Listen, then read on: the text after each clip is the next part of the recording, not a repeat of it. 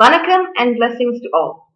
This is Dr. Bhairavi Balasubramanian, and today I'm going to be talking to you about the astrological aspects we just faced during the full moon and also the astrology of the coming days as it builds up towards a very energetic solstice on June the 21st.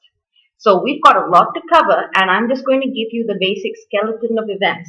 I will go into detail on certain events in future videos and also in writings and posts on my Facebook and my WordPress page. The links to both of that are provided beneath this video.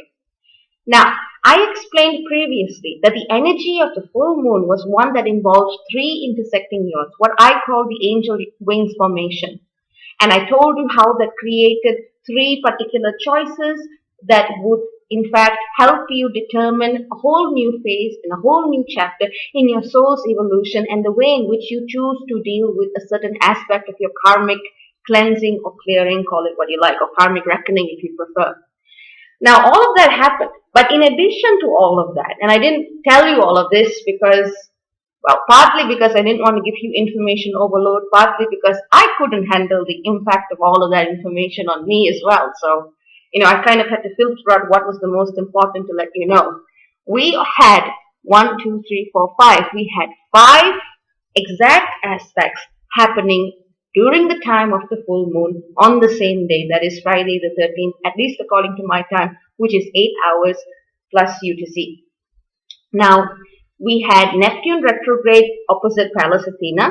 We had Chiron Trine, the Saturn retrograde. We had Venus sextile Chiron. We had, at the same moment, we had Venus opposed Saturn retrograde and the Sun-Moon opposition. And the Sun-Moon opposition is what we call the full moon, but you can see this was one exact aspect of several others involving very slow-moving, hard-hitting transpersonal planets. So the players here were Chiron, Venus, Saturn retrograde, Neptune, and Pallas Athena. I've written about the kind of opposition that Neptune and Pallas Athena create when they work in that particular fashion, and the kinds of energetic challenges that they pose on my Facebook and on my WordPress page. Those interested can find the article in both sites. Now, if you think about it, 5 exact astrological moments in the span of 4 hours, along with 3 yods intersecting. That is a pretty powerful time.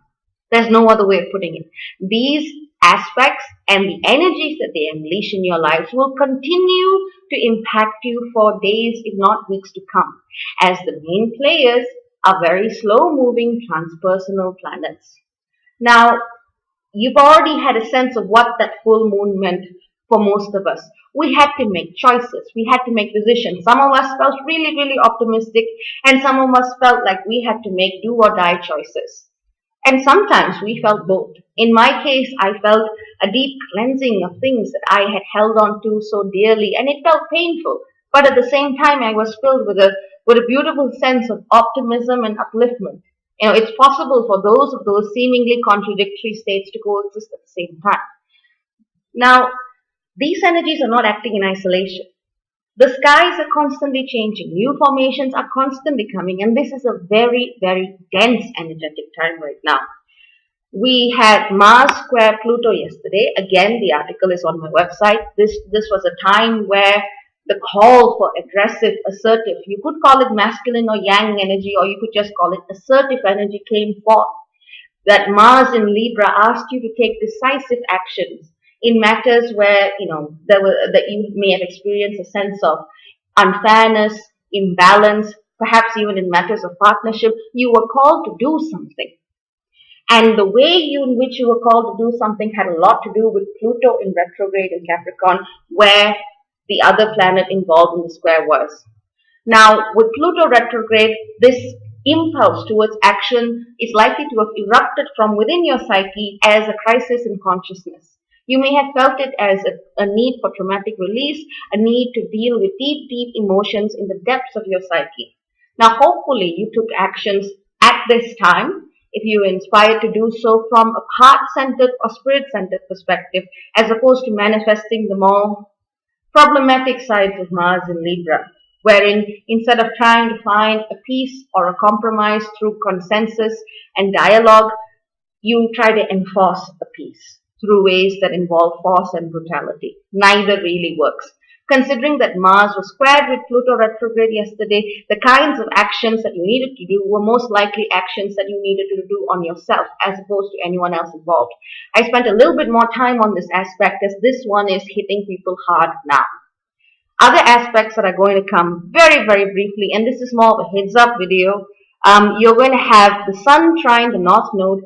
Here you're going to have a fantastic opportunity to do what you need to do in order for your soul to evolve and go to the next level. I will write about this. I will probably talk about this aspect as well when it comes. On the 17th, Mercury enters into Gemini. I'm sorry. Mercury enters into Gemini in reverse as it goes in retrograde motion. Juno also enters Gemini at this time. And we have on the 17th as well a kite formation, a grand trine formed between the Sun, the Moon, the North Node, with the North Node opposing the South Node. So there's going to be a great emphasis on what you choose to do in a situation from your past. Karma, easing it, getting further more entrenched in it, or transcending it. The choices are once again yours at this time. Now on the 18th, you have Jupiter sextile Venus, which is a lovely, beautiful, uplifting vibration, which all of us could use at this time. And on the 20th, a couple of days later, we have the kind of the immense build-up to the solstice. We have the moon moving into Aries, Aries being the start of the zodiac, the beginning of a new cycle, and this is when we're emotionally ready to push forward, emotionally ready to charge ahead and move into another phase of our development. And on the same day, Chiron goes into retrograde, basically meaning that we start just as we are ready to go forward. A key part of our healing tells us to look inward, to slow down, to try to find the roots and the reasons why you may be manifesting or carrying a particular soul wound and have yet to release it. So it's a bit of a fiery meets a sort of a, but I'm wounded, what do I do now type of action situation, and I will talk about that. And of course, this is a big one. The Sun will conjunct Mercury retrograde in Gemini. Whatever decisions that you made during the 27th or the 28th of May, when Venus was conjunct the South Node, is likely to be revisited at this time. This is a time where you can revisit decisions that you did not make with your highest interest or with another person's highest interest in the mind. This is a good time to make peace, to build bridges over troubled waters if it is still possible. Some situations have simply ended, and the Sun conjunct Mercury retrograde in Gemini may simply be a way of you looking at the situation through a different perspective and developing that state of detached awareness to facilitate total release of it.